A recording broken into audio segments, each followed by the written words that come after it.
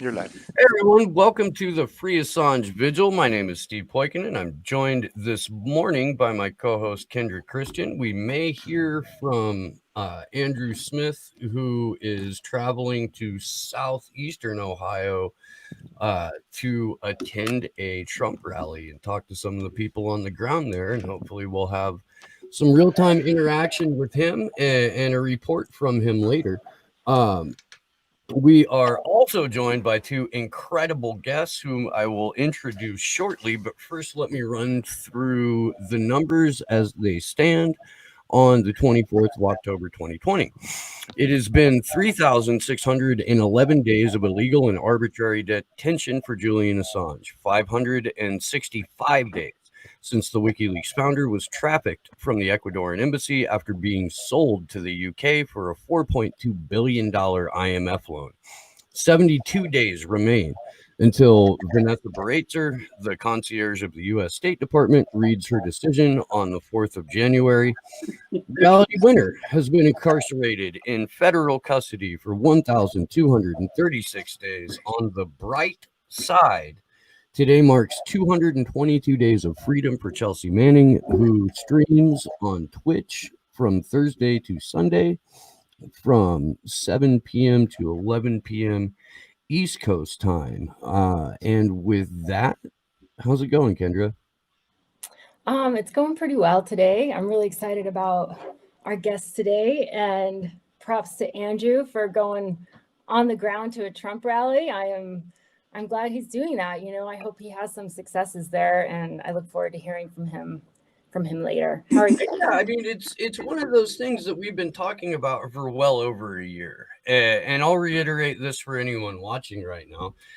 If you want to convince people that pressure can be and should be applied to Donald Trump, where you would go for that would be one of his events or rallies. You did just typing away into the siloed void of Twitter is not going to make much of a difference. You actually have to take your physical self to where the people are and engage with them directly.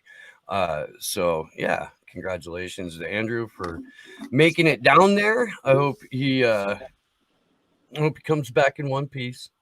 And with that, I would like to introduce today's guests.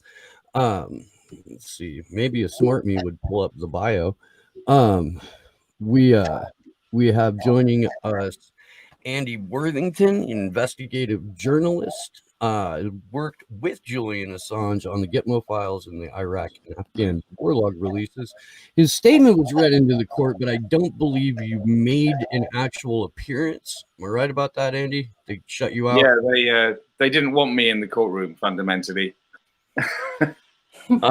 Which for anybody who's followed the hearing, that makes a lot of sense too. For anyone who's only tangentially aware of these concepts of justice, that may sound a little bit odd. And Juan Passarelli, documentary filmmaker and all-around wonderful human being, is back with us again, and it is wonderful to see you. I'm always happy when you come around. How you doing this evening, Juan? Good. I just wanted to show my face really quickly. I have shitty internet, so I'm going to turn it off now. But I am extremely happy that Andy Worthington is with us. I mean, whatever I can contribute is minute compared to what he can contribute to a panel like this. So that's awesome. And maybe the only news I have right now is that the 29th of this month is the first administrative hearing since the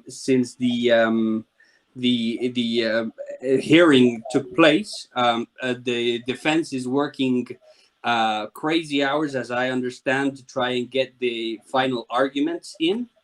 I think there's about 8 or 7 days left for that. So I will be in Westminster Magistrate Court talking to, how did you mention her, the concierge of the United States? I will see her face again. Sometimes it's actually incredible to to witness her deliberations in person, because she every time she reads them out, and she literally points at the computer while she's reading out, so she like line by line, and Wow. so it's kind of amazing how every single time she has had a pre-written decision made before, and when she's been caught off guard, she goes away for a while, and then she pre-writes it and comes back and then reads it. So that's been fantastic to well, not fantastic, but it's been incredible to watch. Do you think that she has one of those like complete isolation chambers like Darth Vader had to communicate with the Emperor?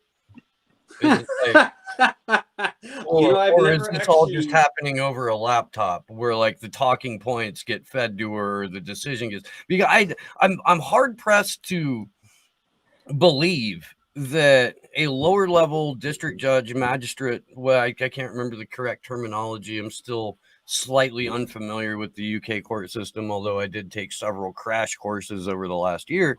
I'm trying to understand the actual level of power she has, to where if she's able to make these determinations on her own, or if they're being fed to her. And I realize that this is speculation, but I would like to I don't think get it's a couple speculation. of ideas from both of you on this. I've heard from legal experts, and yes, she is a junior magistrate, so that means that she has a supervisor, and she's probably making sure that they're to check with their supervisor that the decisions that she makes are the the correct ones. So as far as I've been told, she's actually making decisions above her pay grade. I don't know, maybe you can contradict me on that, Andy. But well, I'm not a lawyer. I've just heard that. Well, the thing that strikes me really is that it looks like a court. It has elements of looking like a trial, but it isn't that, is it? It's a kind of it's examining to some extent the process of the extradition request, but what exactly the rules are that govern that are something that are not made very clear. To the extent that if you were to say, actually, it's all for show and the decision has already been made in the first place, then, that could well be the case. So very, very different from a trial where at the end you're going to have to persuade a jury to deliver a verdict one way or another. And that's what I've found so disconcerting about the whole thing, is that it creates this impression, perhaps an illusion is a better word, of something resembling a judicial system taking place, because the judge is there and there's prosecution and there's defense. But, who is to say that it isn't all entirely preordained and that she's just, going through the motions before delivering the verdict that, she was intended to deliver in the first place. And I think that's something very, very crucially wrong with the entire US-UK extradition treaty, which, over the years, there have been so many problems with it that have been persistently pointed out by people defending people that the United States wants extradited, because it mostly seems to go in that direction, from the UK to the US rather than the other way around. That's how we've ended up with these elaborate procedures to examine the process. But still, fundamentally, it seems to be the same thing that it always was, which is basically the United States says, we want this person, this is their name, send them to us. And that's the process of simplifying everything about extradition to such an extent that probably the serious questions like, is it a crime? If it is a crime, why can it not be dealt with in this country rather than in your country, are things that don't really get pushed to the forefront. Whereas, those actually should be the things that we were looking at if this was to be fair. And if that was the case, then Julian wouldn't be in the position where he's going to be extradited to the United States. I think that's so true. And one of the things that I was thinking about, during the hearing is that, here we're talking about the treatment that he would have in the U.S. prison system. once he's over here. But yet it's, you know, right now we're dealing with the treatment that he has even in the UK, you know, so how is this judge going to be sympathetic to what he would face in the US given the conditions he's been in there? I would go for impartial, if not sympathetic. Like, you know, impartial is a good word. Yeah. It's the lack of impartiality that we've seen from every level of the judiciary at the UK, starting with Lady Arbuthnot and her massive conflicts of interest in this case, down to Vanessa Breitzer, where people are still trying to figure out if she takes a train or rides her broom to the courtroom. Like, it's been a nonstop parade of, I don't know. Injustice doesn't even cover it at this point. Like, it's a mockery to the point to where if you put actual kangaroos in the courtroom, you would have a better shot at impartiality. And that's just from talking to people who were there and talking to people who had access to the cloud video feed, because we, of course, did not have that. We weren't allowed to observe the trial. Rebecca Vincent with Reporters Without Borders had to like shuffle seats in the public gallery because they were shut out on day one. Andy, I would like to know a little bit more about the process of your testimony being shut out in this case. Like, were you specifically called to testify and then turned away at the last moment, or how did that exactly come down? Yeah, as far as I understand it, that's what happened. So I submitted a statement in February, and then the hearings in May didn't happen. So then in September, then I get called, and they, you know, when are you? They asked me when are you available? So I said, well, you know, I'm pretty free. So they gave me a date, and my understanding was that I would be cross-examined. And then at the last minute, I was told that the prosecutor was quibbling about aspects of my statement. So that was that, as I understand it, was the first phase of the obstruction, was quibbling over elements of it. And then the second thing being that they didn't seem to want to have to actually deal with certain people in the court who presumably would raise issues that they would rather not have discussed. I mean, I think by the time this was happening, which was, you know, the several weeks into the testimony, then, you know, there's also a feeling that the entire court process was galloping slightly faster to try and get to the end of the 4-week period, because the judge had made it absolutely clear that it wasn't to go on over that time period. So yeah, I mean, I didn't get to face the ferocious and inappropriate examination by the prosecutor, from what I understand of how he operated. That could have been an interesting one. But I also, you know, was really excluded from something that that my intention had been not to be excluded from. I didn't get to go in the courtroom and see what Julian looked like, for example. I haven't had a first-hand experience of seeing him sitting in his little glass cage and trying to assess with my own 2 eyes how he looks, you know. That was prevented. And then I submitted a second statement, which was an attempt to add some things that weren't in the first statement, and to get the prosecution to accept that that if they accepted this, then I wouldn't be cross-examined in the court.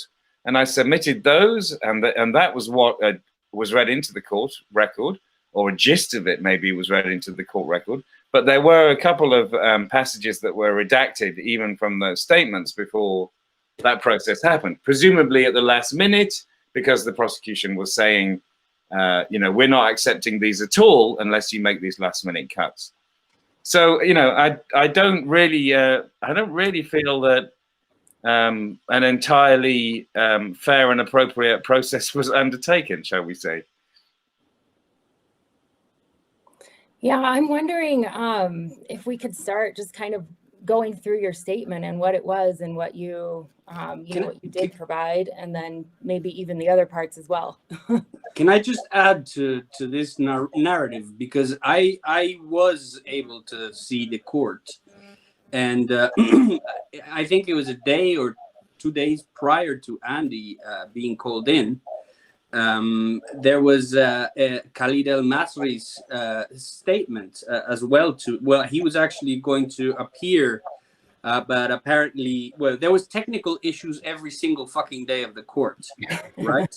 And he apparently is not very technically savvy. There was technical issues with having him on.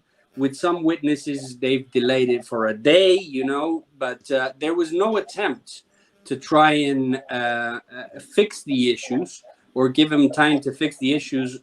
The judge, as soon as she heard there was attempts, there was problems with tech issues, she was like, "So is it worth me listening to this guy? I mean, what's he gonna add?" And I mean, this was the first time that this victim of CIA rendition and torture, who was sodomized and then taken into black sites and then suddenly dropped in the middle of a mountain in Albania a couple of months later by the CIA, was going to face a representative of the United States in court. But the prosecution and the judge, I found, were really struggling to try and get anything that had to do with CIA torture programs out of the record. And I know that that was also the problem with Andy's statement, because we've talked. I've had the pleasure of talking a lot with him about what he's researched in Guantanamo and the CIA's involvement in torture in Guantanamo and all the injustices that happened in Guantanamo. So and I mean, when they read Andy's statement, it was like the same thing happened with Chomsky's statement. It was done in 5 minutes, and it was done really fast, and you could barely understand what was being said. I kind of became a stenographer by the end of it, trying to tweet as fast as I could, but I didn't hear anything of real substance, which was a huge shame, because I know Andy's work, and I know that the reason why Julian is being held is because of exposing these war crimes. And the court was not wanting to listen to any of the war crimes. Rather, it's all about handling the goddamn classified information.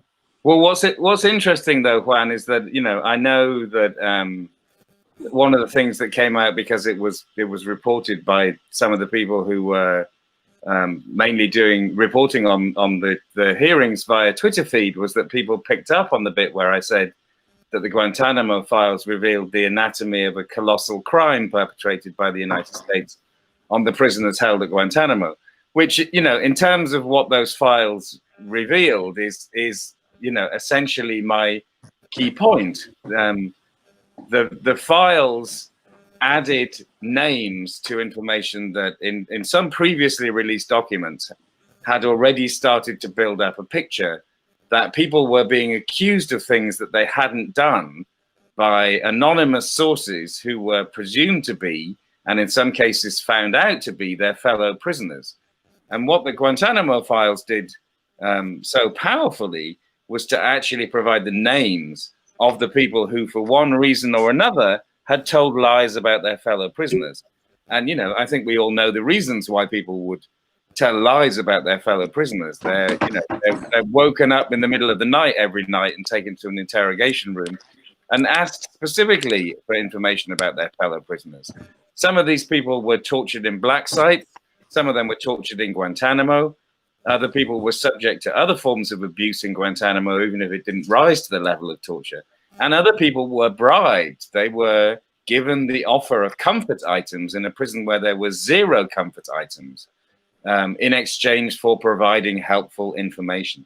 And other prisoners, I've spoken to people over the years who've told me it wasn't even that they broke me as such. You know, they didn't ruin me mentally and physically. What happened was that at some point after they were dragging me every night into the interrogation room, I simply gave up and I told them what they wanted to hear.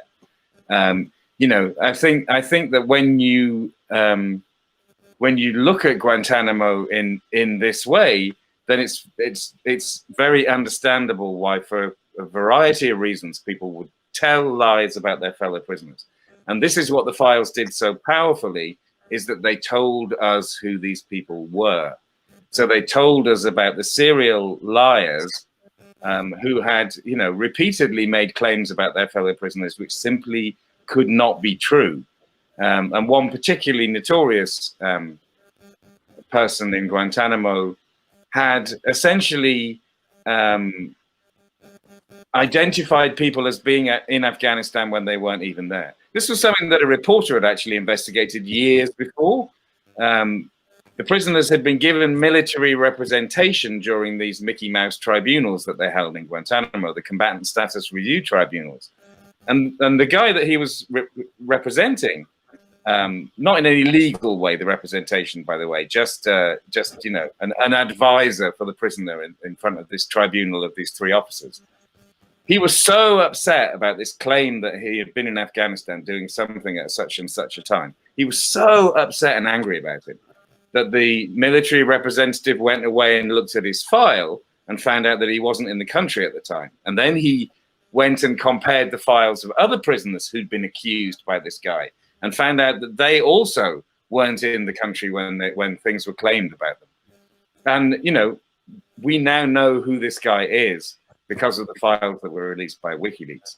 So that, you know, the information that was contained in there was absolutely essential for understanding the great crime that has been committed by the United States government and maintained to this day in establishing and maintaining the prison at Guantanamo Bay. So I was glad to be able to get that point across. But in my second statement, to try and deal with the issues of torture that they didn't want to talk about, you know, because I think the message that I got was they're claiming that there's no proof for the statements that you're making. So I then found information from the Senate intelligence report on the CIA torture program, which constitutes proof unless you happen to be an American official who claims that it's not true. And as we know, there are many of those. But in terms of all competent people looking for a proper understanding of what actually happened with the CIA torture program, it's in that torture report, so just the redacted executive summary that we've got, which is still 500 pages of horror stories. If it's in there, then this is the kind of evidence that that corroborates this notion that was being challenged in the court in London, of somebody saying, prove to us these allegations that torture took place, which is kind of ridiculous. You're absolutely right. And I do want to note, and Joe Loria has made this point as well, that we never would have heard a single word about U.S. war crimes or torture or the significance of the release of the Gitmo files or the Afghan war logs, or the Iraq war logs in a U.S. court, because none of that information would have been allowed whatsoever. So the simple fact that people were exposed to a sliver of the realities that the U.S. government perpetrates in our names with our money ostensibly is rare in and of itself. But it also makes it much less surprising that they wanted as much of this testimony suppressed as humanly possible, because God forbid it get out again that the U.S. is responsible for torture and war crimes and fraud and waste and abuse. You were saying before we went live, you and Juan were chatting about the actual percentage of prisoners in Guantanamo that are involved on any level with quote unquote terrorist organizations. Do you want to go into that real quick, please? Well, sure. I mean, I've studied the Guantanamo prisoners' stories for 14 years now. So what I started off was analyzing all the documents that were released through Freedom of Information legislation in 2006. That was the first time the prison had been open for 4 years. That was the first time that the Bush administration was compelled to tell the world the names of the people they were holding at Guantanamo, their nationalities. The first time. And they also had to release thousands of pages of unclassified summaries of evidence. In other words, you know, what I was talking about before, the evidence with no names attached, but these allegations with no context against the prisoners, which were used to justify them, and transcripts of these combatant status review tribunals that they'd held at Guantanamo, which were primarily designed to rubber stamp their designation as enemy combatants without rights when they were captured in the first place. So, you know, I've been looking at the stories of these men for 14 years. And, you know, in my book, The Guantanamo Files, which came out after I'd spent 14 months researching and writing and, you know, and not sleeping much for that period. Working out where the prisoners were captured, because the US said they were all captured on the battlefield. They weren't. No one was captured on the battlefield. A huge number of these guys were sold for bounties. So, you know, the US government didn't mention that either. But, you know, prisoners were, some of them were seized in Afghanistan. A huge number were seized crossing from Afghanistan into Pakistan. Others were seized in I was going to say random, but just very poor intelligence involved in house raids in Pakistan, where people were rounded up. About 40 people were captured in other countries and went through the CIA's black site program before they ended up in Guantanamo. So, you know, I've worked on this for all these years. I've looked at comments that have been made by people over the years about the significance of the men held at Guantanamo. So, you know, the conclusion that I reached as a result of this is that the people in Guantanamo who had medium to high level involvement with Al-Qaeda or with the Taliban or with any other terrorist organization would be about 3% of the 800 men that are held at Guantanamo. In other words, about 24 people. You know, that may be slightly low. It's certainly no more than 36 of the people that have been held at Guantanamo who would fit that category.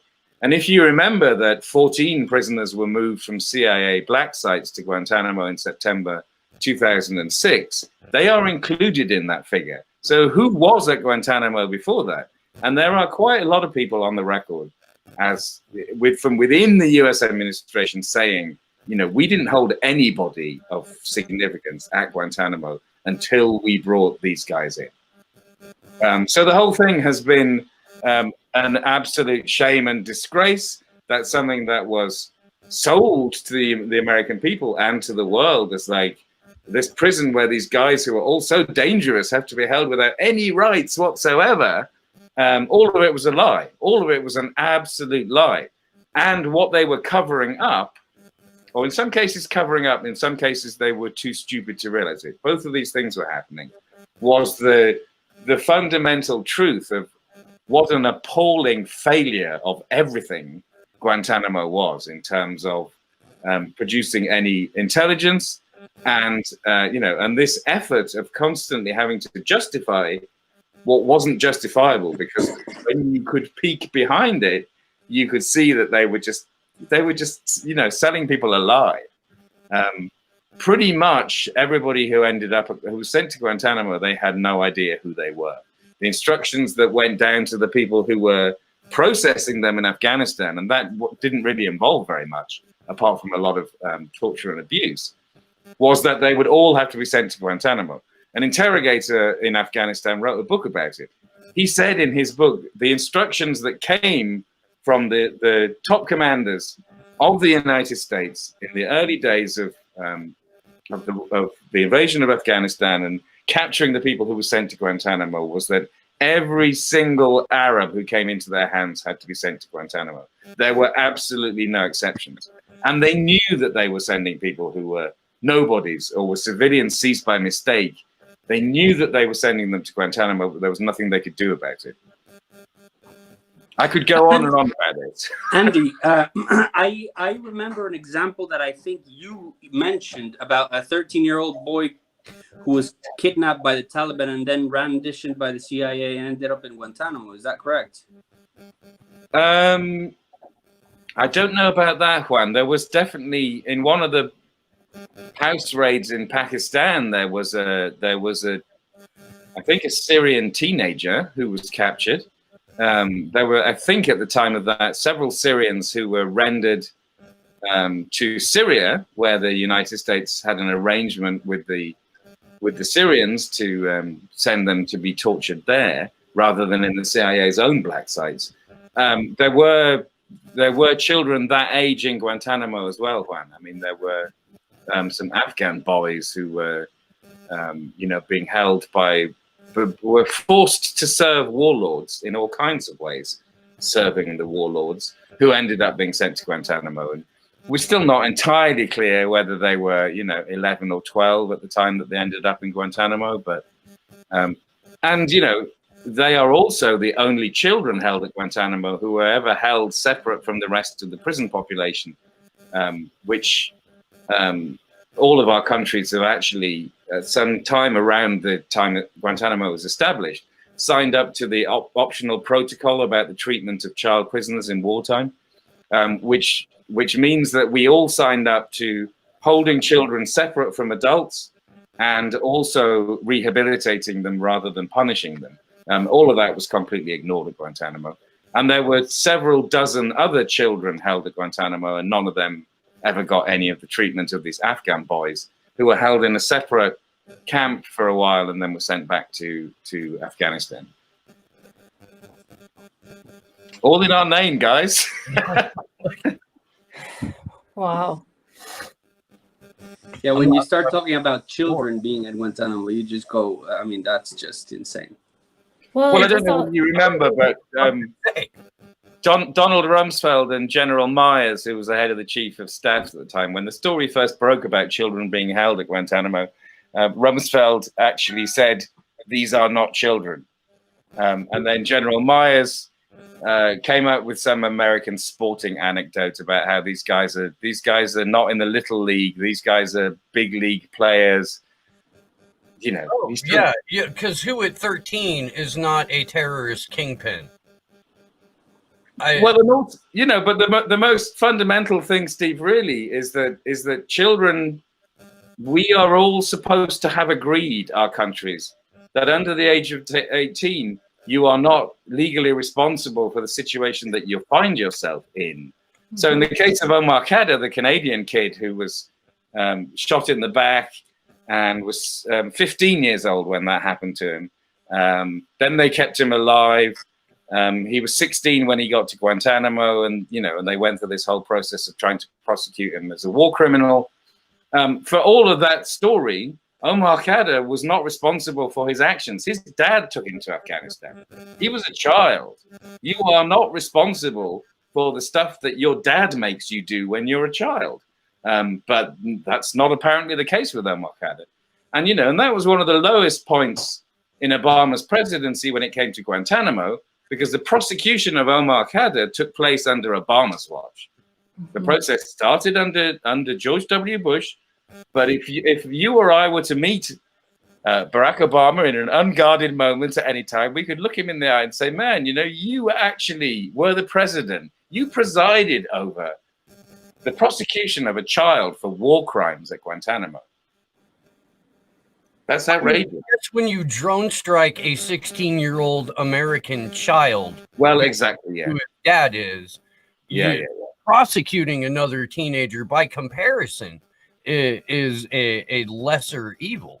Yeah.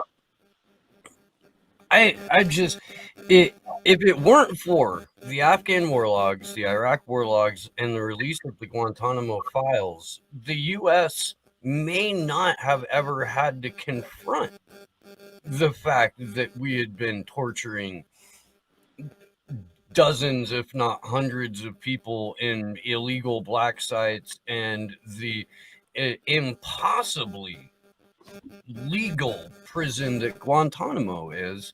And I was wondering if both of you could speak a little bit to the impact overall that the release of the Gitmo files and the Iraq and Afghan war logs have had on, I don't know, the way that we view Western governments since their release. Well, Yeah, I mean, I would say, that I think these files are hugely important, but I think there were other methods whereby we knew about the crimes committed in our names in the Afghan war, in the Iraq war, and at Guantanamo. So to that extent, the release by WikiLeaks of these files has kind of amplified the story.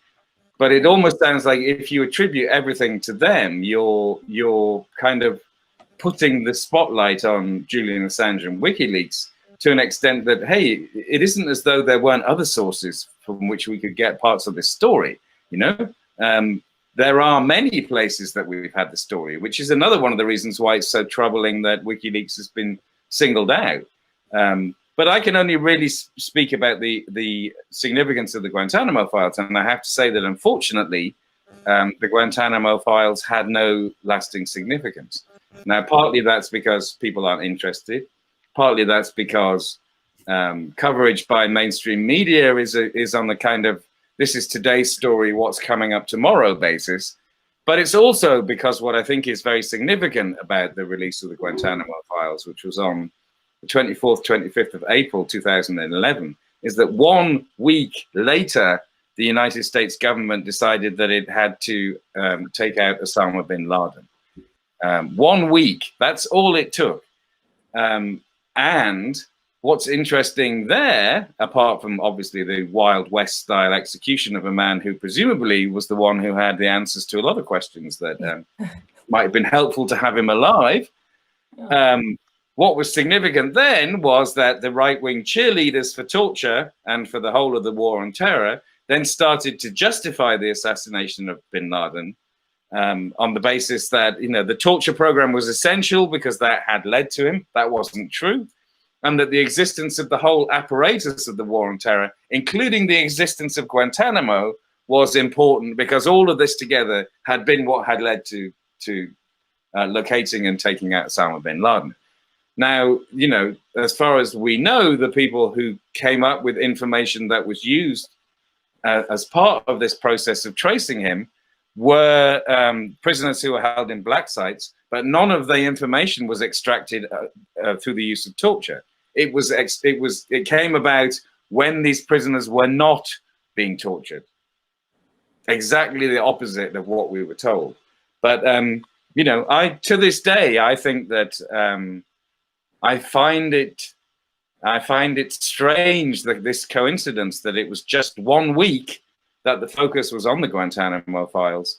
It suggests to me that people are troubled that information that was contained in those files would undermine their precious desire to be Americans and hold people in a prison without rights, to hold people forever without charge or trial, which goes against everything that we in the West are supposed to believe. With habeas corpus, that was first created in the UK over 800 years ago, only for the barons at the time. But we all know over the centuries that habeas corpus has given us the right to be free from executive tyranny, that we cannot be thrown in a dungeon forever without charge or trial, without a trial.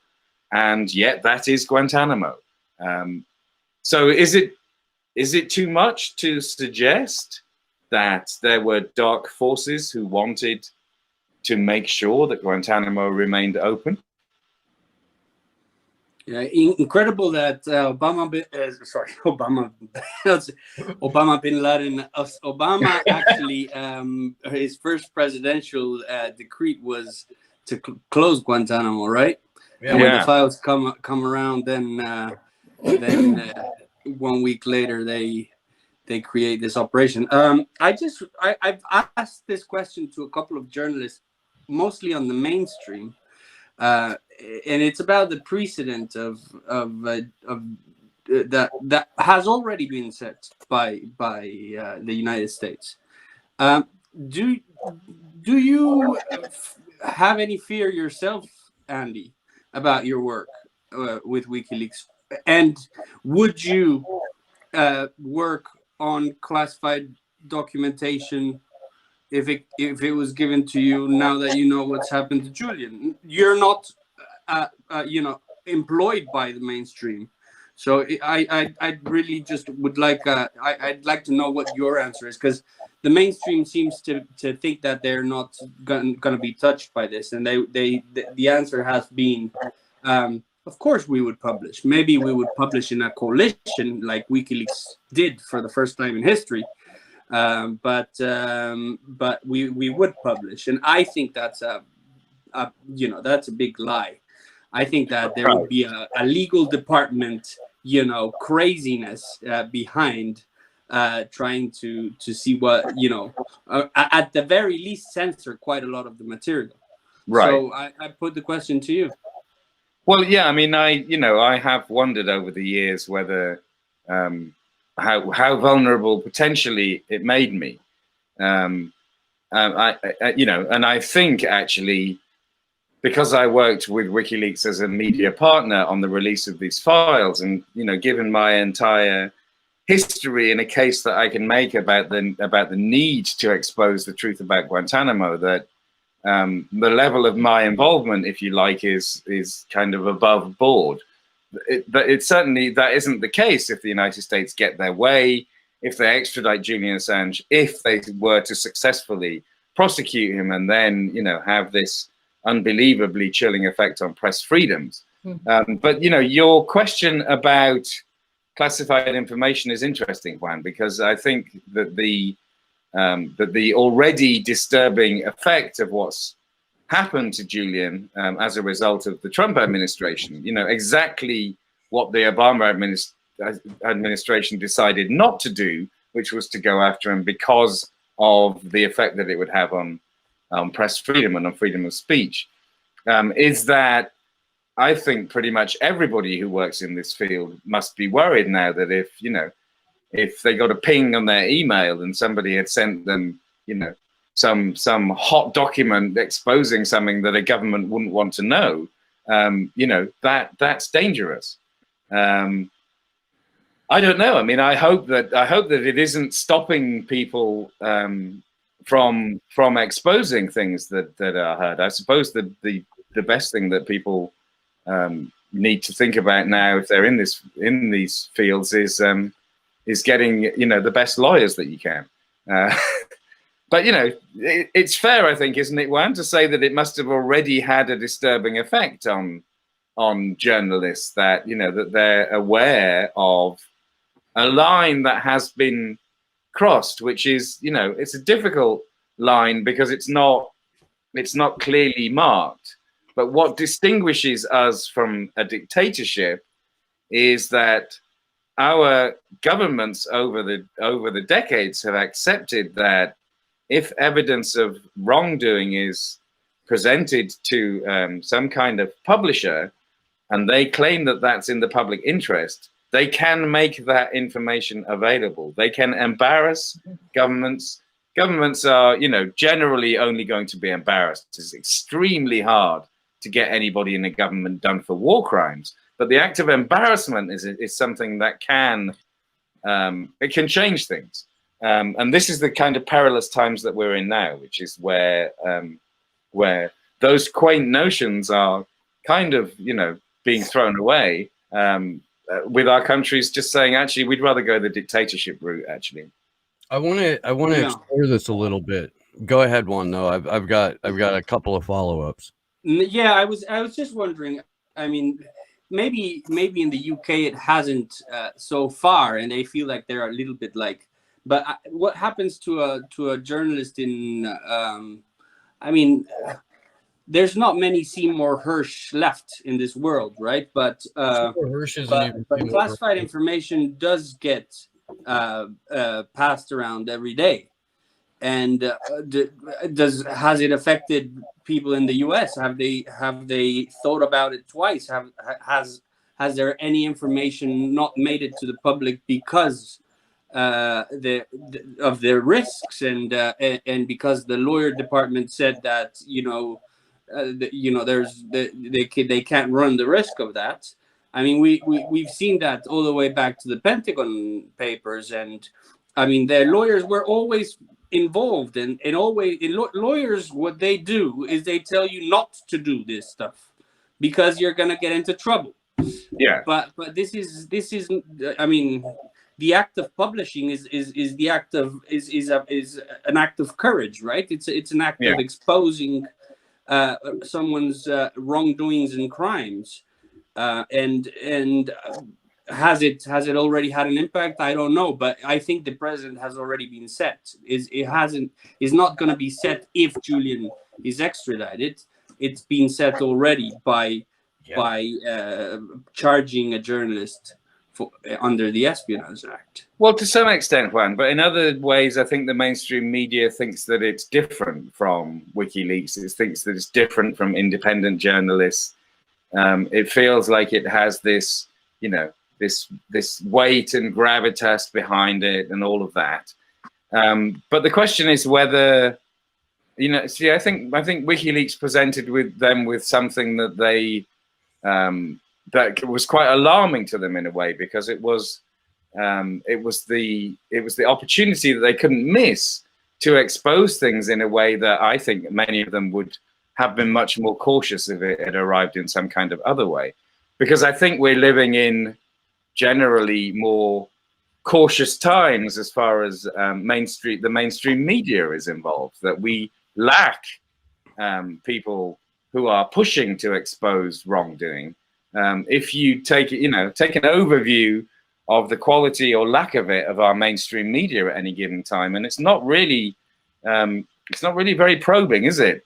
I think compared to how we can see what the mainstream media was trying to do in the 70s and 80s, for example, I think that there's a cowardice on the part of a lot of the mainstream media that is much more noticeable now than it would have been if you went back decades to a time when there was a much stronger countercultural impulse to take on our own governments.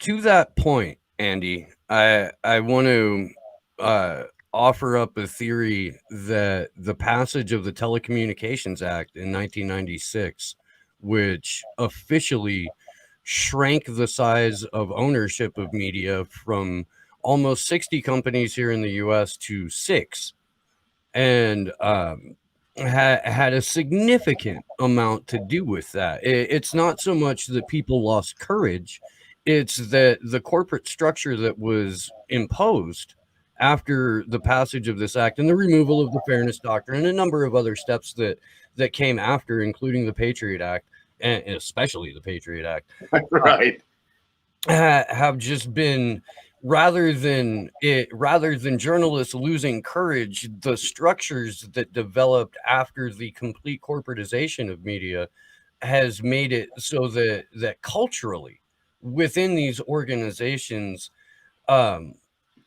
bucking the system or challenging power is something that is for suckers. And that if you want to survive in this game, you toe the line, you don't ask difficult questions.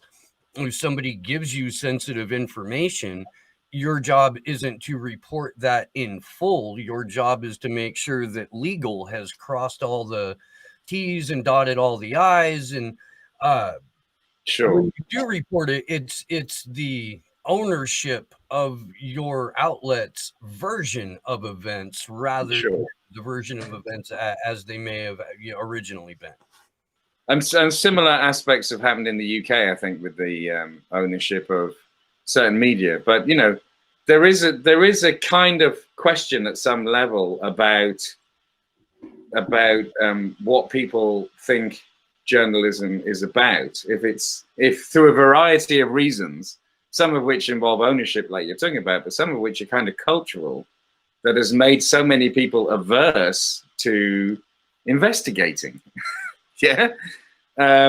You know, and I think that, you know, I think that across the board, really, in our societies, there's a kind of level of comfort and financial reward that you get for not rocking the boat, which means that is another one of the reasons why people are not taking chances, are not pushing things, because they have something to lose. I don't think if you go back to really a lot of the muckraking that was happening in the 70s, that a lot of those people were particularly wealthy while they were doing it. I think they were preoccupied with issues of right and wrong. They may well have been preoccupied with issues of the excitement of exposing something. I mean, you know, how great is that for an investigative journalist?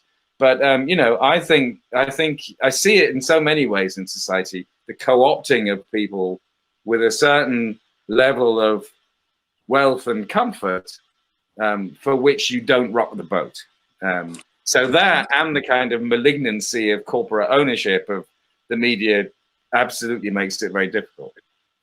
Yeah, I agree with you, because I mean, if that were the case, something like the BBC would be our savior, right? And we've seen the decline of quality of journalism in the UK, in the BBC since the 70s and 80s, to, you know, when there was the Pilgers and the Gavin McFadgens and exactly. And now, I mean, there's nothing. No. What you have is a producer and reporter for BBC 4 who is low-key threatening Vanessa Beeley with charges for her reporting on Syria. And they didn't hit Eva Bartlett with a, you know, veiled legal threat, but they did hit Eva Bartlett with the exact same sort of setup in the smear piece that they're about to run here next week. I don't know if you guys know about this or not.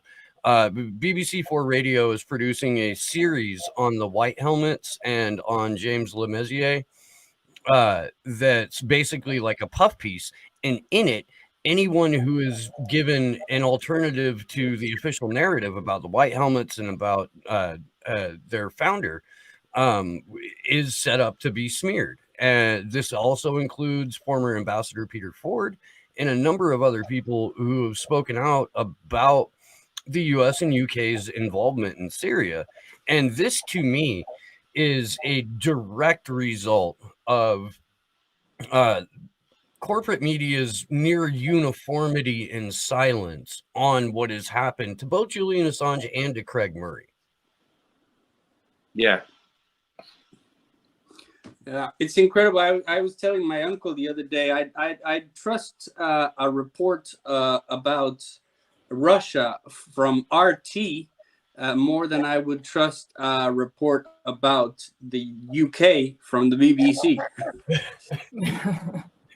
I'm wondering, Andy, like, just with the, you know, with all of your work on the Guantanamo files, I mean, in Guantanamo in general, it seems that it's kind of gone out of the, even though we have the proof there that torture doesn't work anyway, you know, it seems to have gone out of the public conscience, this idea.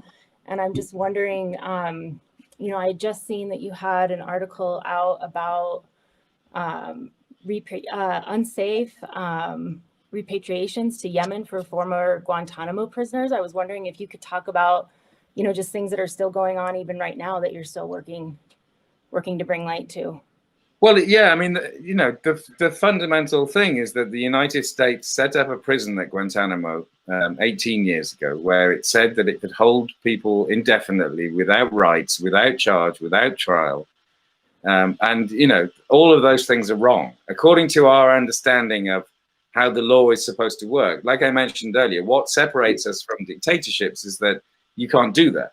And yet, here are 40 men still held at Guantanamo, and there are no circumstances under which those men can leave that prison unless Donald Trump or the United States Congress want them to. No legal process. The legal processes have all been failed. They've all been blocked.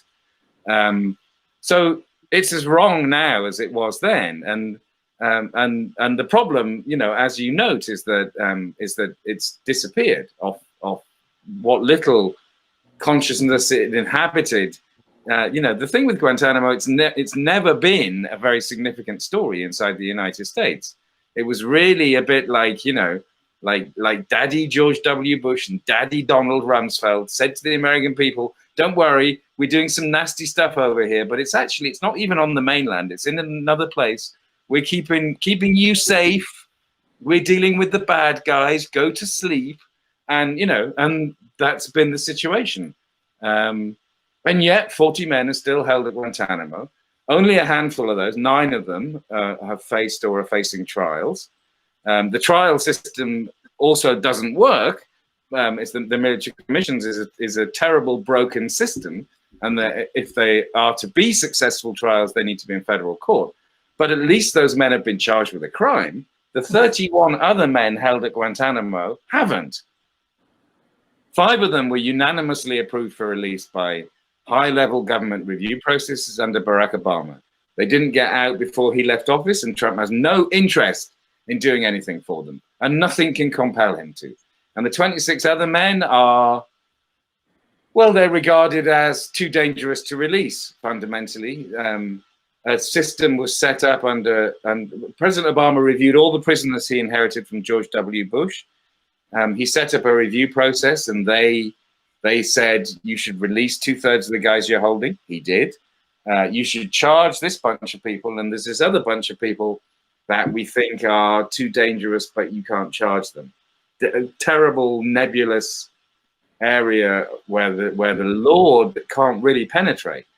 And eventually Obama said, okay, I'm going to set up a parole type process for these guys so that we can assess not right or wrong or crime. What we can assess is whether we think it's safe to release them. So they will come before us and say, we will set up a life for ourselves if we are released from here, where we will be peaceful and blah, blah. And, you know, and he used that as a way of overcoming Republican opposition to get several dozen men out of Guantanamo before he left office. But these guys are, under Trump, have nothing. So the parole type process, the periodic review board process, Trump kept it going. But under Trump, not a single prisoner has been approved for release. It's a bit like the periodic review board process looked at who the president was and went, he doesn't want us approving anyone for release, so let's make sure that we don't. So they're stuck. They are stuck at Guantanamo, apparently forever, unless there's a change of administration. Who cares? And so the United States, with the support at some level of its people, is saying, we don't believe in holding people indefinitely without charge or trial, except at Guantanamo, except for these guys. It's only 31 guys, but those 31 guys, the significance of those 31 guys is really important. And that's why the story shouldn't go away. And that's why if we're ever to deal with this prison closing, one day, hopefully, it will also involve a United States government saying, we are not doing that again. Right. You either hold people as prisoners of war until the end of some defined end of hostilities, or they're a criminal. If they're a criminal, then you charge them and you put them on trial. Not this endless imprisonment without end, without charge or trial. That's the fundamental thing that's wrong. And that's why I find it kind of shocking amongst everything else that that's been forgotten, or that that's brushed aside as not significant to almost the whole of the American people. When, you know, when the United States claims to care about the law on which it was founded at the time of its independence from the UK, claims to care about these issues. And yet when it comes down to it, over the last 20 years, some things like habeas corpus, like the right to be free of executive tyranny, which is what this is, exactly what the founding fathers were claiming to liberate America from at the time of George III, yeah? It's happening now, and yet people don't care. Yeah, but it's very interesting as well. I mean, I had no idea about prison conditions really for the SAMS people in ADX Florence. You know, the where they have the alleged most dangerous terrorists in mainland, right? Yeah, yeah. It is. It is. My jaw dropped for 2 days when they were discussing the conditions which Julian would face because they are torture. They They are. are absolute torture. Fun, And yeah. I kept on thinking we shouldn't be discussing about if Julian should get this treatment or not. We should be discussing about why is anybody in the United States getting this treatment at all? You know? Yeah, absolutely. I agree. I mean, I think the point of view from being in Britain and dealing with an issue where anyone would be extradited to those circumstances is that it shouldn't happen. It simply shouldn't happen. And at some levels, you can see that people within the judicial system in the UK know that. They know that this is a place of the utmost barbarity, where people are kept in total sensory isolation from other human beings for the whole of their imprisonment. Yeah? Never, ever being allowed to touch another human being again. You can't devise a better way to break a human being, and yet, you know, this is part of America's penal system on the U.S. mainland, and the only thing that distinguishes it, you know, for most of the people who are held is that they had a trial. It's a different matter as to, and another issue is how broken the judicial system is on the U.S. mainland. That, you know, the majority of verdicts come about through plea deals, all of that. But the fact still remains, just to go back to Guantanamo, that this is the only place where formally the United States is saying that it can hold people forever without ever charging them with anything. And, you know, and that must be wrong. If that isn't wrong, then let's just change the name of the country to the United States of Dictatorship. Let's just have it done with USD, United States of Dictatorship. And stop pretending that the law exists. Yeah, with a little trademark symbol after. Yeah. Shall we market that one tonight?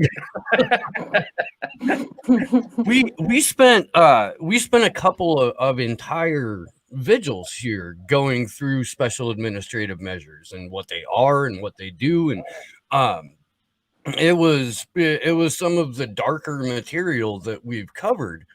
And it blows my mind every single time, because I'm the type of person who will talk to random strangers about this. I'm the type of person who will, in line at the grocery store, start up a conversation with someone that I know tangentially or not at all about this kind of stuff. And the average American, which goes to a larger point that I make frequently, but the average American has no idea what special administrative measures are. They have no idea that you can legally violate lawyer-client confidentiality under special administrative measures, because they literally have to put an FBI agent in the room with you and your attorney when you're under SAMs. You both of you gentlemen have been fairly successful in raising awareness and getting the word out to people on a number of different issues, and I would like to know, if it comes down to it,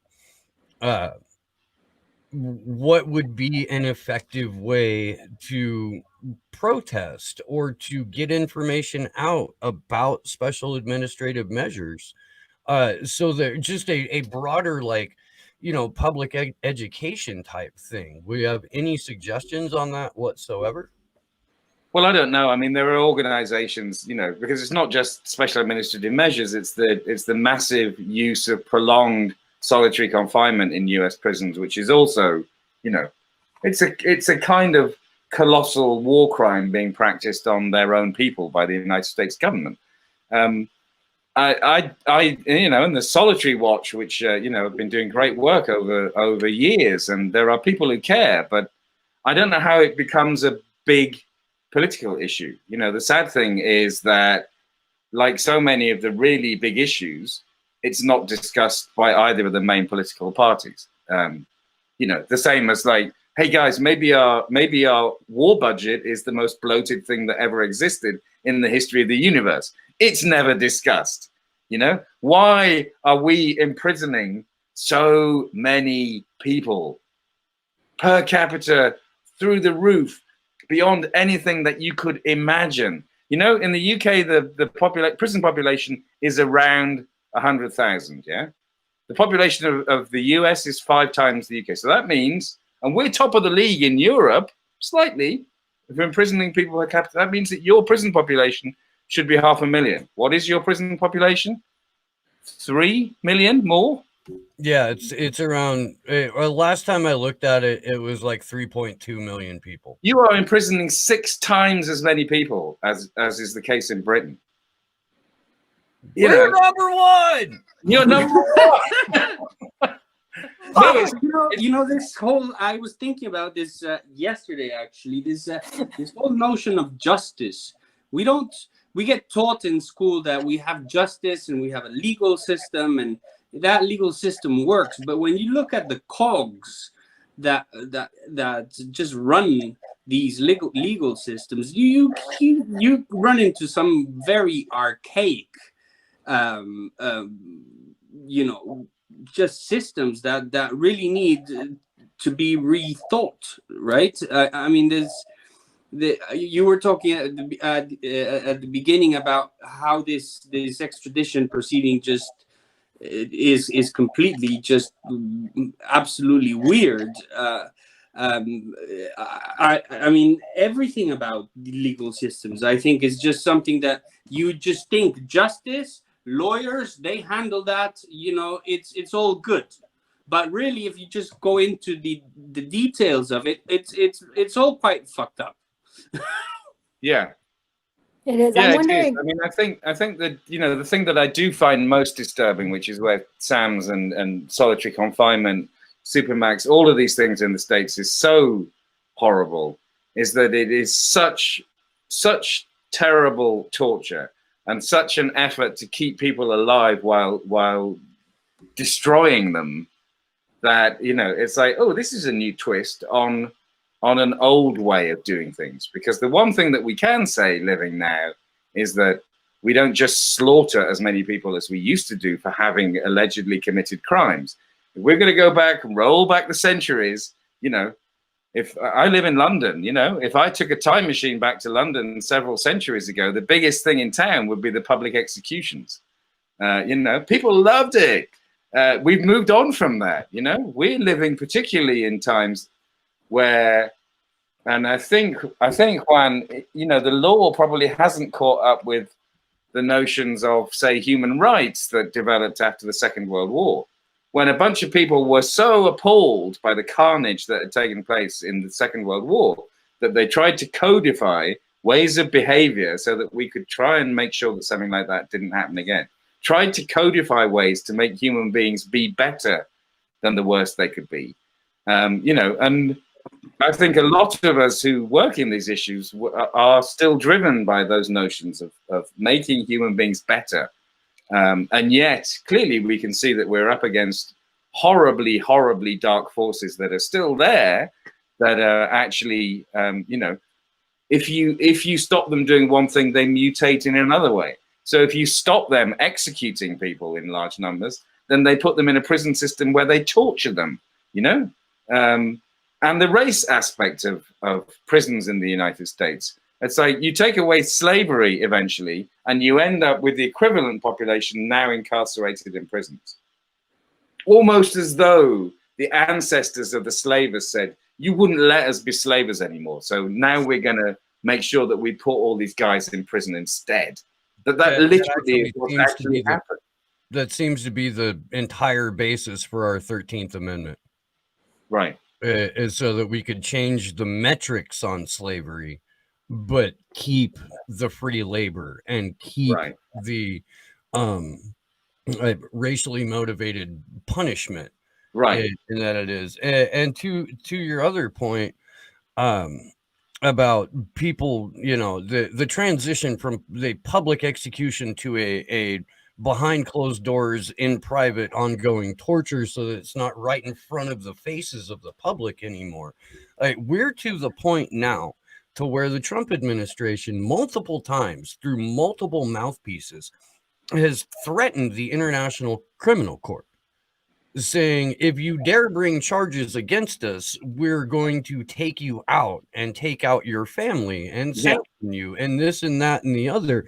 And I'm left wondering what possible legal recourse we have as private citizens, as activists, as people who are concerned with a future that is led by these technocratic psychopaths. Do we have a legal process that we can go through? If we can't go through the International Criminal Court, we can't go through the European Court of Human Rights. If we can't, there's our legal avenues seem to have been removed or roadblocked. No, you are above the law, and that's what's weird about Trump's attitude is that, like, wait a minute, you didn't even opt into the ICC in the first place, so you're never going to cooperate with it. So why would you go all rogue nation and start actually threatening it? That's a sign of madness. The fact is that the United States has no higher judge in terms of international law. It has none. You are the top dog. That's why. That's why no one can prosecute you for anything. That's why none of the torture survivors of the war on terror have been able to get any money out of the United States government for what was done to them. In fact, not just that, if they come anywhere near the United States, they could get arrested again. Canada settled with its citizens that were tortured. In the United Kingdom, to get former Guantanamo prisoners to shut up about explaining to the public what the British government did to them, allowed the United States government to do to them, there was a settlement made. No one can compel the United States in any way to do anything about any of the crimes that it's committed. That's the problem. I don't know how it changes. It's no different in our country, except that we don't really genuinely think we're the top dog anymore. But we are given a political system that is a lesser of two evils often. I think one of those is coming up in 10 days' time. What we need is a change. What we need is the kind of government that millions of us know what we need, but we can't practically get it because because of the corruption of the system, Yeah. Well, and the corruption of the information, that's what I was going to ask, to a point that you had made earlier, just about where it's just, unfair that they're going after Assange so much, given that so many other people have, published things about, even before he did, about Iraq, Afghanistan, Gitmo. And I'm just wondering, do you think then that it's because, just what your opinion is of why that is? Is it because it was he actually was able to kind of break through that consciousness a little bit, that sleep that was going on because he was more successful than others? Or, what do you think about that? Well, also, the mainstream media worked with WikiLeaks. They got a huge boost in terms of interest in them. Mm-hmm. But everybody that was involved in it was WikiLeaks' way of getting this information out to as big an audience as possible. Everybody kind of benefited, didn't they? At that point, I think. But how we wake people up to things is, it's the kind of endless question, isn't it? You were asking about Guantanamo, so the latest story that I've just written about involves 18 Yemenis who were sent to the United Arab Emirates under Obama. So they'd been through this process of being unanimously approved for release by a high-level review process. In other words, they don't constitute a significant threat. We don't want to hold them anymore. Send them to UAE. And the deal there was that they would go through a rehabilitation program that involved some deprivation of liberty, but then they would be helped to establish new lives. And they disappeared into a black hole. They were held in secret prisons in the UAE. And, you know, Obama was out of office. Trump closed down the office that monitored released prisoners. Not just for like humanitarian reasons, but hey, what about for national security reasons that you want to keep an eye on what happened to the guys that you released from Guantanamo? Because hey, some of them maybe are not happy about what you did to them. Some of them you may have severely mentally damaged as a result of what you did to them. Nothing. Trump shut everything down. So there's been no way, no communication. There's no pressure that the United States can exert on this issue at all, because there simply is no one in the government. This is Trump's government. There are holes all over the government where there are supposed to be officials with jobs to do, which are quite often important. And now the UAE is saying that it wants to send them back to Yemen, where, you know, they could fall into the hands of different factions that would be very dangerous. But that also, the whole reason they were sent to the UAE in the first place is that absolutely everybody in the United States establishment, from Bush onwards, also true under Obama, completely, all agreed that it was unsafe to send prisoners back to Yemen.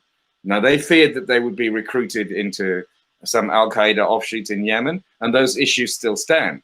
But the whole point of the United States approach to the Yemenis was that they would not be sent back. And now here we suddenly are in a position where the UAE, acting completely as though the United States isn't part of the equation, because that's the case under Donald Trump, is about to send these guys back. And, you know, that's just part of the ongoing wrongness of Guantanamo, isn't it? It's like everywhere that you look, if you pay attention to the issue, you know, it's getting people to pay attention to it. And as I think we've been hearing throughout this broadcast, sometimes it's just about talking to people. I mean, it's about trying to raise issues. But, you know, fundamentally, we're all largely failed by our mainstream media, aren't we? You know, they talk to millions of people and they feed them crap. You know, if you really want to find out what's going on these days, let's have a look at the WikiLeaks court coverage. You aren't going to go to the big boys. You have to go to independent journalists who have got a much smaller budget and audience and whatever. But, you know, these are people who are actually covering the stories that need to be told.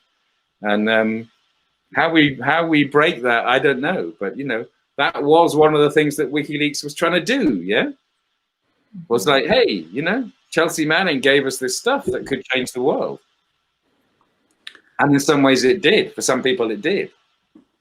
Yeah, and the mainstream media didn't recover her trial either. No, It was Kevin Gostola and a couple of other independent people that were there from the beginning, you know? Yeah. And Kevin's point on that is you just have to cover it. You have to cover it. You can't stop writing about it. You can't stop talking about it. And eventually it will force those people to come to you because you're the only person who's been putting out the information. We've seen it. We had a number of wonderful outlets who did cover this hearing.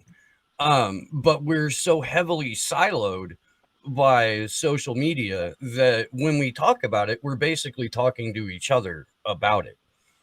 Now there are a few other like alternative platforms that are growing as for example, as YouTube becomes so incredibly censor happy. But we're still probably, you know, if not several years, then, you know, at least a year or two off from people being like, oh yeah, okay, I'll finally go get a Rockfin account now, or I'll finally start watching something on BitChute or DLive or whatever. But YouTube is out of pocket with their censorship. Yes, they just took out Derek Rose's channel today. They went after Last American Vagabond last week. The channels that we're showing the vigil on right now on YouTube are incredibly heavily censored to the point to where I watch my view count go backwards on certain videos. Like we had Vanessa Beeley and Eva Bartlett on last Saturday. The view count for that has rolled backwards all week. Right.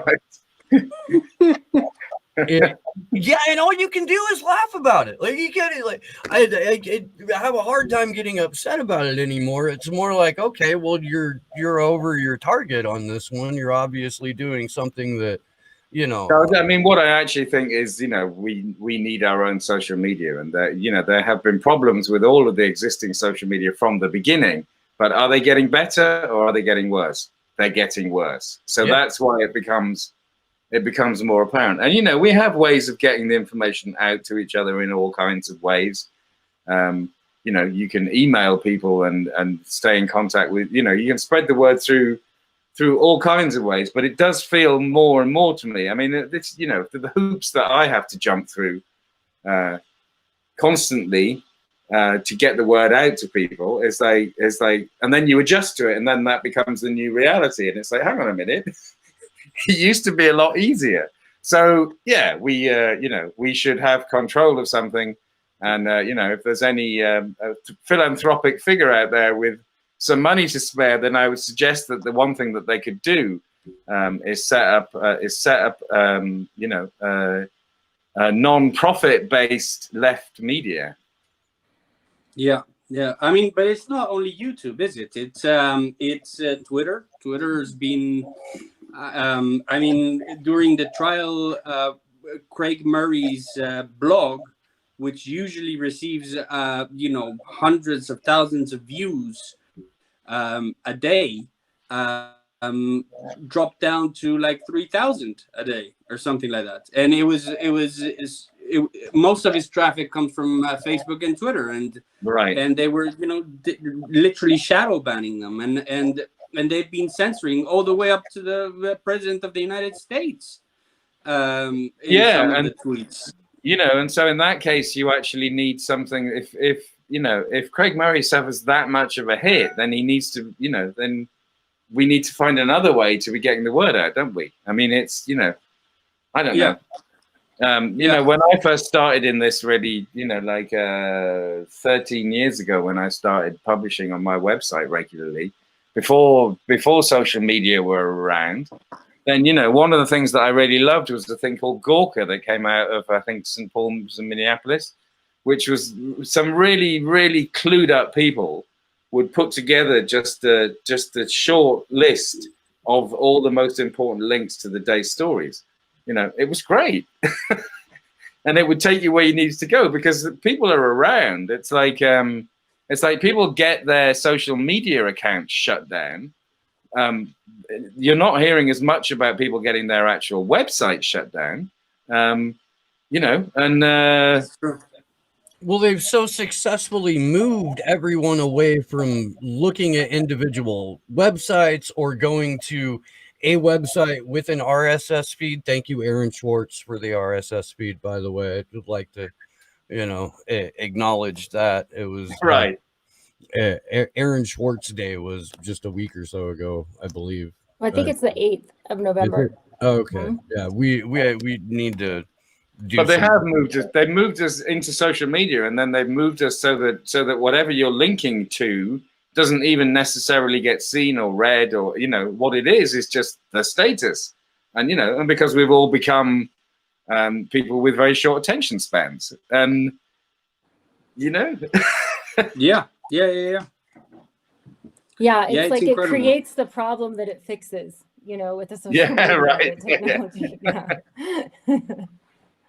Actually, if anybody wants to make a comment on Twitter, Susie Dawson has a great thread going about please send in what your comments on the new Twitter regulations. And there's some really actually interesting things in there that I've been meaning to test out. I don't know if one of them had said that if you unless you like a post, if you reply, it won't necessarily be seen by everybody. And I've been wanting to test that out because I had no idea about that.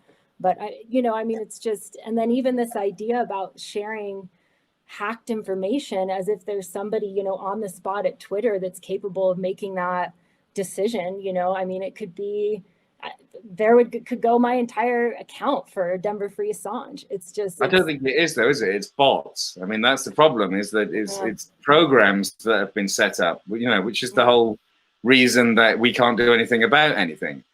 Bots make decisions, bots shut you down. You know, you can't. How can these guys run these companies that are valued at so much money and not have huge customer services departments on the end of a phone? They treat us with absolute contempt. It is unbelievable. That's because we're the product.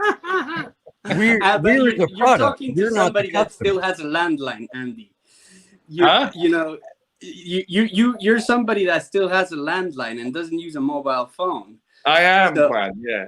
Yeah, I mean, But yeah. I use the computer. I use the computer all the rest of the time. When I cycle around London on a bike without a phone. It's very old school. But then I come home and I'm on my computer, and this is my interconnected life. But we all put up with these companies that treat us appallingly. They treat us with complete contempt. They do. Yeah. Like product, like Steve just said. Yeah. Yeah. But but when you buy a product. When the internet first surfaced and all these companies went, oh, this is great. We don't have to deal with people anymore. We don't have to actually put someone at the end of a phone. If you're selling someone a product like a washing machine or an aeroplane flight, they soon found out that if you didn't do that, you lost all your business. So, a washing machine, you can ring a phone number and speak to a human being. You got an airline, you can ring up, you can talk to a human being. Facebook? No way. Twitter? No way. None of these people. These new masters of the universe. That's what I mean. They treat us with contempt. Yeah, nothing. Absolutely. You got anything about it? Yeah. Well, and I maintain that that's because we as humans are the product of social media, and it's our data that is the custom. Like, it's the fight for who gets our data. That's who the customers are, the people who can manipulate it. The reason that we're treated with scorn or contempt is because to the people who are in charge of these companies, we are contemptible. We're we're the product. We're not the client. Yeah.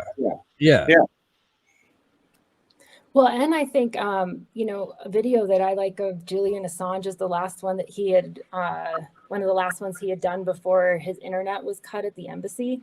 And I just thought it was fascinating, his discussion about, about the AI and just even from a philosophical standpoint about like, hey, we have never been in a system where we are being fed back what to think, on this type of massive scale. And the room for error is huge, and it's pretty, I don't know, it's an interesting time to be in. Well, we're all part of some massive experiment, I think, and actually, I think some of the bad effects of it are quite prominent.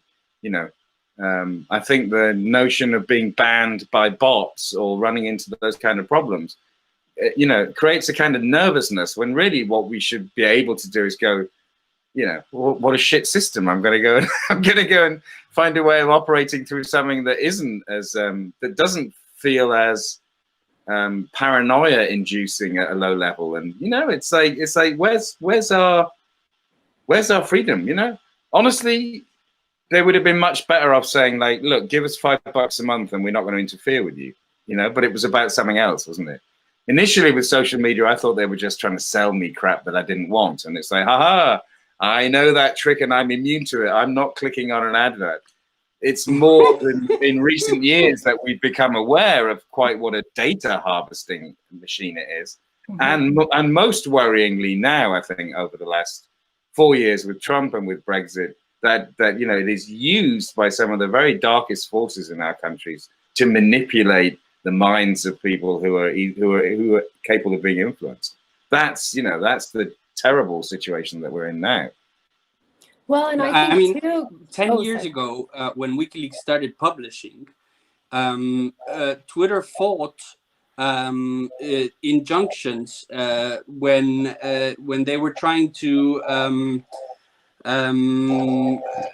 get data. The government was trying to get data from WikiLeaks related people like Jacob Appelbaum, and Google was doing the same thing. And they were fighting against the censorship of WikiLeaks. And then now, there hasn't been a WikiLeaks release for a while for obvious reasons. But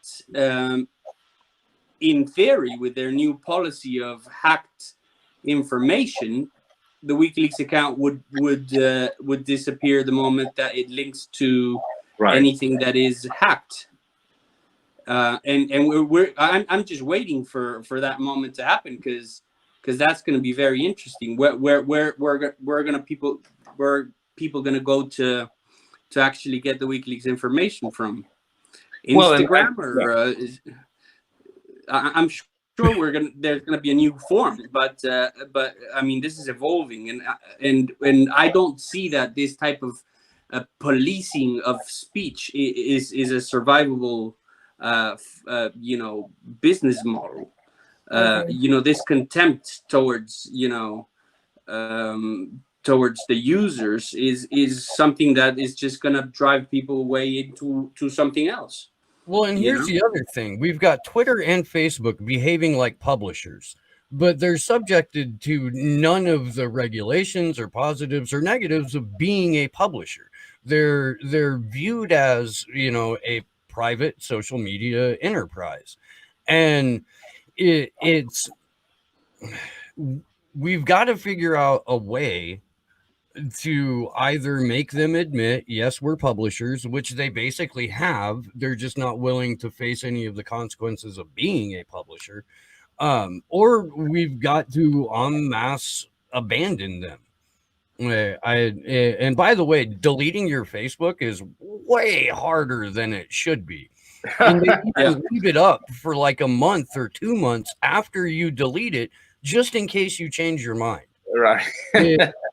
It's out of hand, and Instagram is a Facebook product. I highly doubt that. I don't know, because I don't fuck with Instagram, but I doubt you can find too much information out of the mainstream acceptable allowable limits of what you're allowed to talk about before they label you a tinfoil hat wearing kook. Yeah. There will have to be a replacement. I don't see that. I don't see these social medias surviving if they're not going to allow people to talk. Yeah. Well, I was going to ask you guys too, because I know that I've heard this, from different speeches with Julian Assange as well. Just that the censorship, in some ways, is kind of a, it's a positive sign of how. I mean, right where we're hitting the nerve, the information channel, where what people know, and seeing them just shut it off. I think that's going to be, I'm hoping that wakes some people up, because I mean, that's just, elementary school. Well, you don't need to know about this. Don't worry. I mean, just as an adult, you just think that the insult would be enough to really have people take a second look, I'm hoping, Yeah. Well, the interesting thing would be how many people actually use their social media for political purposes, and how many people use it just to, share kittens and that type of stuff. It's probably we're probably not the usual social media users, right? I don't know. But those people are still being politically manipulated, even if they're just there for cat videos. And I think that's what's so worrisome. But I mean, in my field of, doing my Guantanamo stuff and whatever else I do, then it's probably, realistically, it's thousands of people at the most who could all gravitate to some conscious left platform that is free of the control of these people, because I don't need the cat people, and I don't need the presence of far right lunatics all over social media either. It's like, we could theoretically form something that starts off with a base of conscious people, and then see whether it builds up from that, especially if it was a model that didn't have all of these inbuilt problems. But I think it's doable. I just think it requires someone who's got a little bit of money behind it to say, yes, this is actually what we need in this age of dangerous bot censorship and and the active promotion of the far right by things that are claiming to be the media. Are you familiar with Mastodon, Andy? Yeah, no. I was just about to say it probably already exists. Right. Yeah. I'll let whether it Josh gets break. picked up on, isn't it? I'll let Josh break in and do the spiel for Mastodon because I can't, because it would make me a hypocrite because I don't actually have an account there yet. I mean, the biggest problem is just the community is so small. It's like you got to get people over there for it to catch on. But it's decentralized. No one, there's no one server that owns it. They can all talk to each other unless, you know, a server bans another one or something. But it's, you still got a lot of the far right lunatics, but it's a lot easier to silo them out because you have control of your data. So I highly recommend it. But yeah, it needs a lot more people to be an effective political tool. Okay, well, no, it's a good thing to hear about, definitely. I'll open an account. Is there a character limit? It's higher than Twitter's. There are some servers that have like a 5,000 character limit, but I think the default on Mastodon is about 500.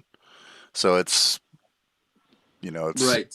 it is better than Twitter, but yeah, it's got a character limit.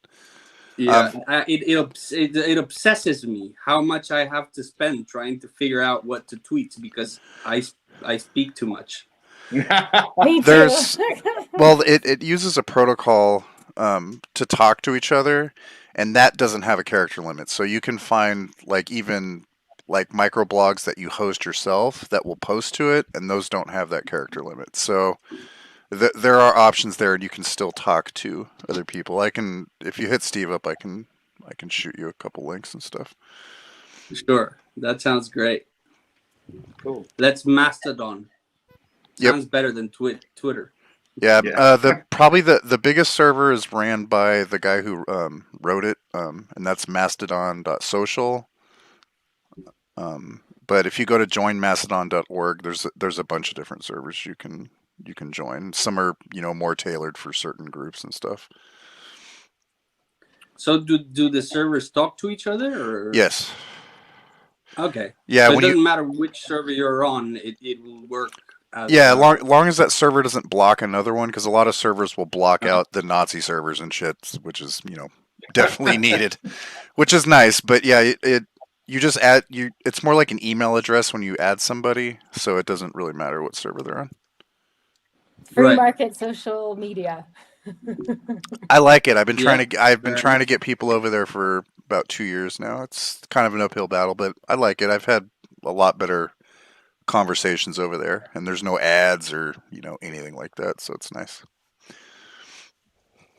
And no algorithm to hide you. Well, that's what I like about Rockfin is the decentralized nature of that platform, and the fact that when they do the way that it's set up is, yes, it costs money to be a premium member, but if you are for example, like if you go to Rockfin right now and you endorse my other show, Slow News Day, then you have access to all of the premium content from all of the other creators within Free Thinking Media. Whereas like on Patreon, you have to have X amount of dollars per creator in order to get their premium content. So in terms of video, like it's a much better, much more open and free platform.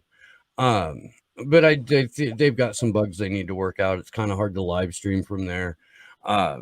Occasionally it won't, like right now we should be streaming on Rockfin, but I couldn't even get the goddamn thing to open up.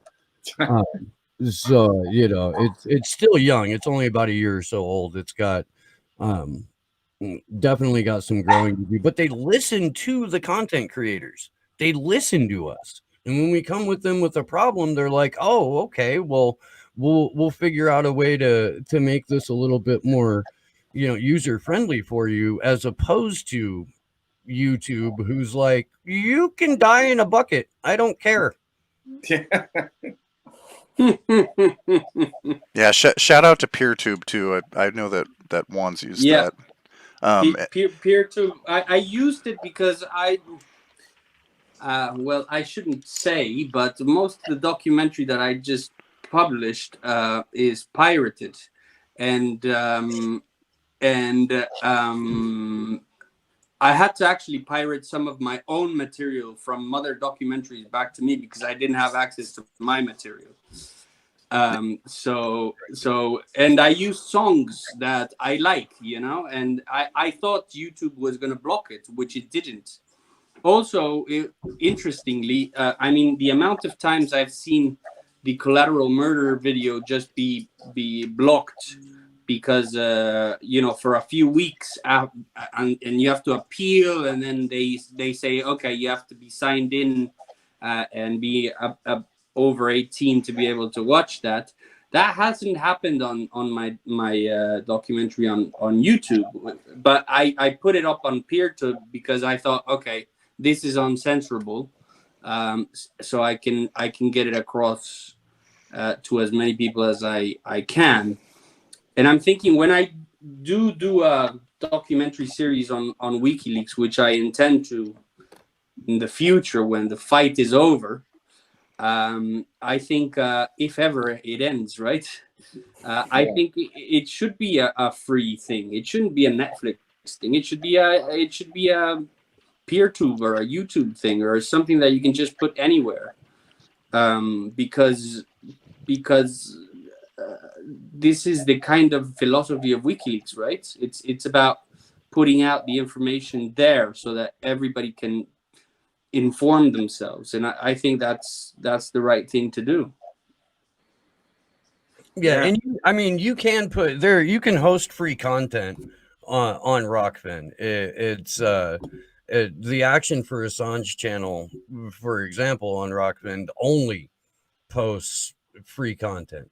And you can go and get a Rockfin account for free, and it'll give you access to all of the non-premium content that's on the platform.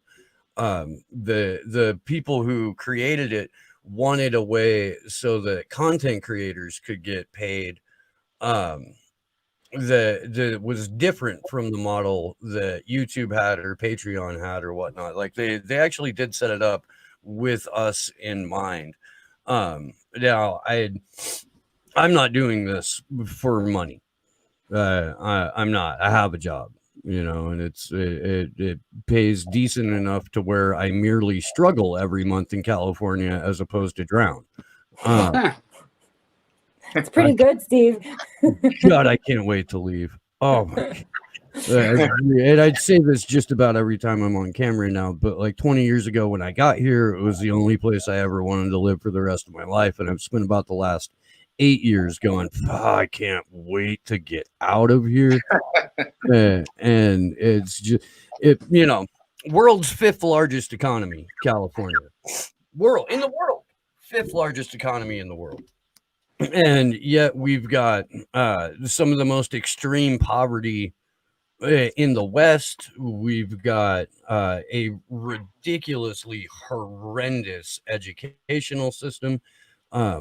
There's not enough time for me to air all of my grievances about the way that education is run here right now. I've got 3 children who are in school from elementary school to high school, and watching what's happened just since the COVID lockdown started, the way that their schoolwork has been treated is just so deplorable.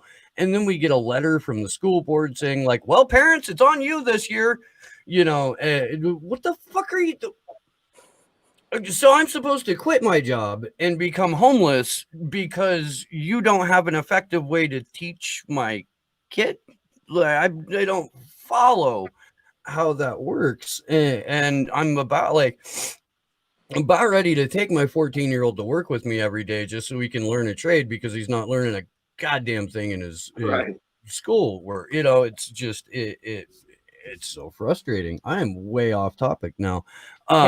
We've been going for nearly 2 hours, gentlemen, and I will bring this to a close, but I would like for both of you to have the opportunity to give some closing remarks and to let our audience know where they can find you and where they can find your work.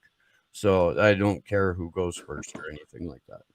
I think it has to be Master Andy who goes first. I mean, well, okay, thank you, Juan.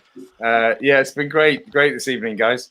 So I'm Andy Worthington. I can be found at andyworthington.co.uk and also at closeguantanamo.org. And I encourage anyone who's interested in aspects of the story of Guantanamo to come and read stuff and to get involved, and hopefully we will see the end of Trump, as far as I can see what's required to start moving towards at least getting some of the insignificant men who are still held at Guantanamo out. The whole place still needs closing down, but there are still people held at Guantanamo. And the only thing that they've ever done is that they've had a bad attitude about the fact that they have been held at Guantanamo and abused and held without due process for 18 years. That's why they're held, because they didn't like that. How can that still be happening? It's, just atrocious. I'm really glad to have had the opportunity to talk about it, Guantanamo as a whole, and the significance of the Guantanamo files. And thanks a lot, guys. Yeah, well, I'm Juan Passarelli. I've been following WikiLeaks for about 10 years now. I will be covering the trial until it ends. I think Julian Assange is the only thing that keeps me in London. Going back to thinking about moving, I need to follow this story till at least the end of the road for me, which would be the extradition to the US, because as I know, I don't think it would be very well. My lawyers have told me that it's not very wise for me to travel to the US. So that would be the end of my coverage because of my proximity to WikiLeaks. So hopefully we don't see that. There are a number of different outcomes, but as far as I can tell, April is going to be kind of a decisive moment as to what happens. Either April or then June might be another interesting month. And I think every month whilst we've been going has been very interesting just to see in the administrative process. But the crazy months, there is going to be a couple of interesting moments ahead. I expect that Berater's decision is going to be a no, and then there's going to be an appeal process. Now we know that there's you now have to appeal, which is interesting. Apply to appeal, and you can maybe apply under 5 different issues and get granted the permission to appeal on 2 of them instead of those 5. So it could go quite quickly, or it could go slowly. There's a number of different scenarios, and they all depend on different courts. So, but by April, I think we'll have a clearer understanding of at least what's going to happen next. So yeah, you can find me on Twitter, JL Passarelli, or just type in the war on journalism. I tend to be kind of the first hit at the moment. Yeah, thank you for having me. And it's great to share a platform with Andy. I always enjoy talking with Andy. He's one of my favorite journalists in the UK. I'm really glad that it worked out that way today. We should definitely do this again, and I would like both of you gentlemen on my other show. So we'll have to get together and work out a time when we can do that. Cool. Let's do that. Let's do that. Yeah, definitely. Well, I'm Kendra Christian, and I will be looking forward to that show on Slow News Day. I want to say thank you to my co-host Steve, to Josh and Kimber, and of course to you, Andy, and you, Juan, for, I mean, just your amazing work over the years. I mean, even to bring light to, you know, Guantanamo, and Juan with your documentary. I mean, that is so helpful for us to have been sharing, and what you continue to do for free press and to make the world a better place, and, you know, just raise awareness about what's going on with Assange. It's really appreciated. Hi to everybody in the chat. And if you want to follow me on Twitter, you can follow me at edebs13. And if you want to follow Denver Free Assange, that's at DNV Free JA. My name's Steve Poikinen. I host a show called Slow News Day. If you're looking for it on YouTube, you type in Slow News Day Podcast into your search bar. I am also on Rockfin, ND Live, and Library. And we'll hopefully be expanding the platforms that the show's on over the next several months. Tomorrow, Whitney Webb will be back on the show. We are going to talk until YouTube shuts us off. Because I'm sure we'll be going over Operation Warp Speed, and that's a huge red flag for YouTube. There's also a snowball's chance in hell that Corey Morningstar will be popping in on that show, so I'm very much looking forward to that. Thank you, gentlemen. Thank you, Andy. Thank you, Juan. I value these conversations tremendously, and they help, you know, carry me through the week until the next one. Kendra, you rock. Thank you for being here today. Sleepy Josh and Mean Panda, but our behind the scenes team, you guys kick so much ass. To the people who are watching in the chat, I fucking love you.